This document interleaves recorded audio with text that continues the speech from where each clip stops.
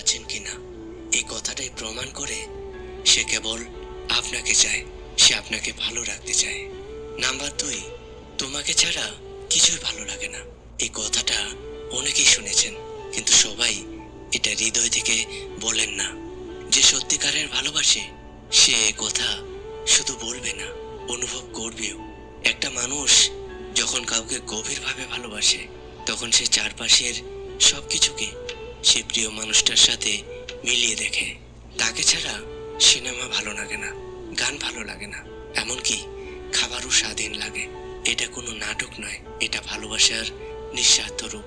এই কথা যখন কেউ বলে তুমি না থাকলে কিছুই ভালো লাগে না, তখন বুঝে নিতে হবে আপনি তার অনুভূতির গভীরে আছেন।